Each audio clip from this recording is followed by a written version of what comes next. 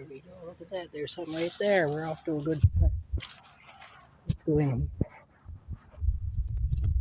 St. John was all full of warts. That's why he was so depressed. There's that path there. Like I say, I had that all cleared out and it was really nice, but now it's all buggered up again. Let's keep moving this way. We go in here. It's amazing the stuff that grows. And we have no idea, you know. And more St. John's wort right there. Just inside here, we walked in through there. Alright. I'm hoping we can find big patches of it. And I think we just might. That is my hope. There's more there.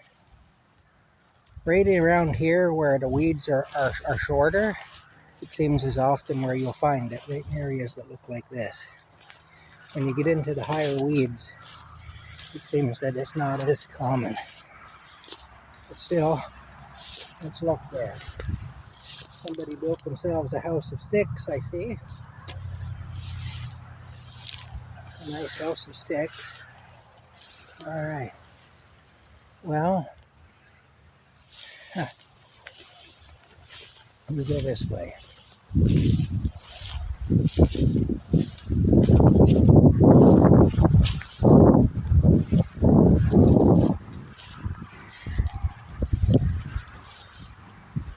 we go. This is about the kind of a place we'd find the St. John's wort. I'm not seeing any at the moment.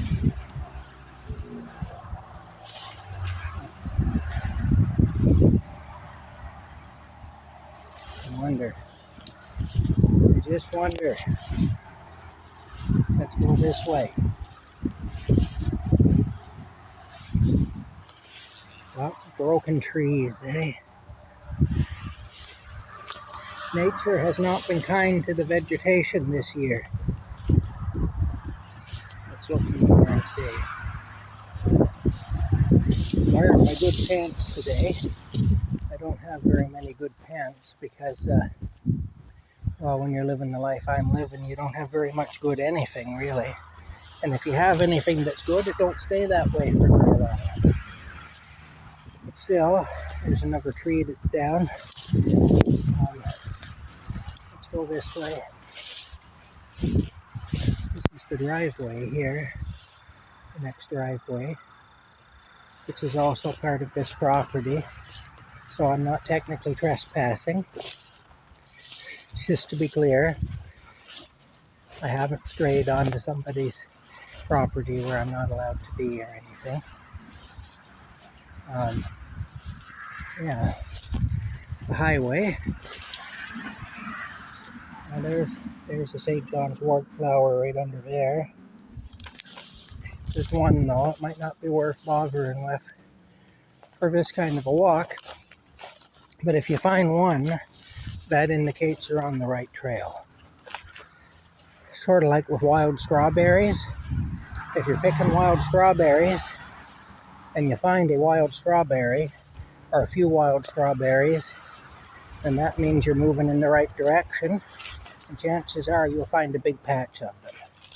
There's another St. John's wort flower right down in there. Two of them actually. Alright, let's keep moving. It's a good thing I'm wearing some shoes here, some good shoes. I tell you.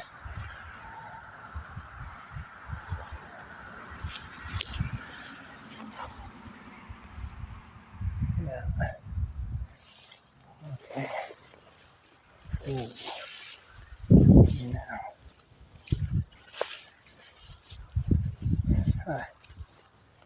Let's keep moving this way.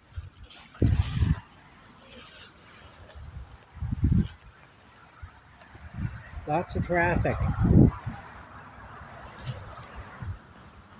Lots and lots of traffic.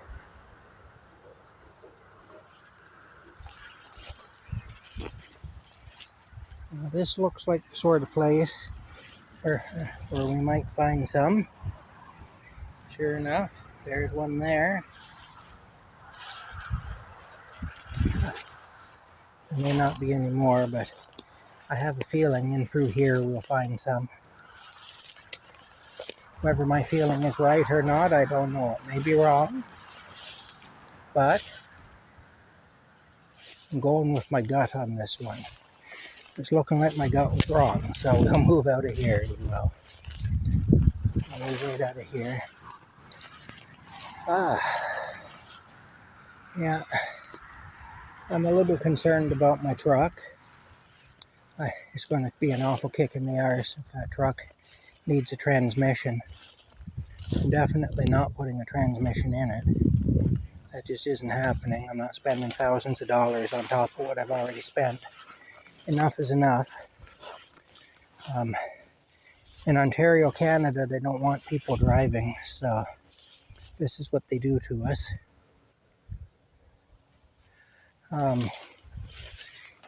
Well, in Canada in general, but Ontario is particularly bad.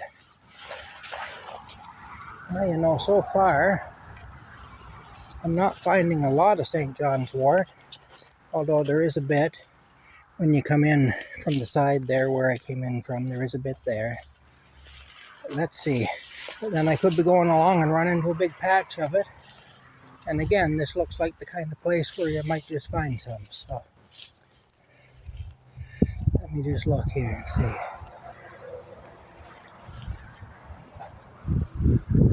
All right.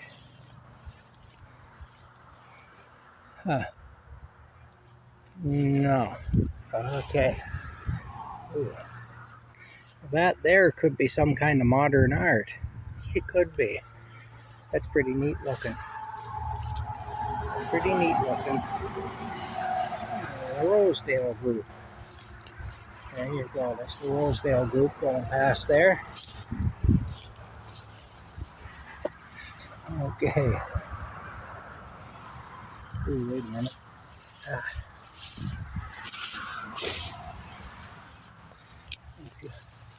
Look over here. No. Thing is, too, if you get too close to the ditch, they tend to spray the ditches with herbicides and stuff.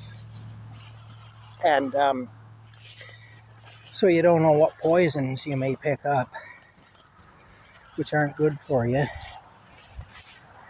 I mean, if you're using a natural thing because you want to get away from artificial stuff, chemicals, and poisons, and, you know, stuff that just has a lot of crap built right into it, then the last thing you need, really, is to find yourself, taking stuff that's been contaminated with poison into your body. You're trying to avoid that after all. Let's see here. So the closer you get to the fence, the more likely you are to be getting into some poison. Okay. Well, not having a great deal of success in this field, other than the stuff that I saw when we first walked in. There really isn't much that would be worth going after. It's an awful struggle to get in here, and sometimes it just isn't worth it. I think that a lot of the stuff I found in here, it just isn't worth it for the small amount. But that's not to say that we won't come across a big patch of it. I'm not one to just give up and give up hope before I've seen for myself that there's good reason to give up. Once I see it and I'm satisfied that that's the case, well, then I give up. You know, if that turns out to be the reasonable thing to do. Let's go up through this way here. My goodness. You know, I might not be as young as I used to be. In fact, I might never have been that young. I'm not quite sure if I was ever that young. Of course, what happened to me is when I was 8 years old, I was used as a guinea pig for medical experiments. I talk about that in some other videos. And so I don't have a lot of trust in the medical profession or in the pharmaceutical companies. I know that they can be quite unethical. They don't always. There we go, there's a little bit there. They really don't have our best interest at heart. What they have at heart, really, is profit. And there's a lot more profit in retaining people as customers, you know, having them buy Band-Aid solutions that make them feel a little better for a while, but don't actually address the problem. And having them do that and keep coming back for more of the same. And then when those solutions make them sick, because those solutions are poison, well then you just sell them more stuff to address that. There's the old telephone pole. That's the old telephone pole. Oh, yeah. It's kind of covered up now with weeds and things. But, anyway, that's about it. There really isn't any profit for a pharmaceutical company in curing people. Oh, look at that, eh? This might be stuff I've already shown you, I don't know, because this is getting close to where we came in. So really, it's pretty much just where we came in. From about here back, that we're seeing some stuff. There's some there, and so on. All right. Like I say, there isn't a lot of efficacy. These are huge corporations. They're not really here to serve us. They're here to serve the shareholders. And how you serve the shareholders is you be profitable by any means necessary. And if that means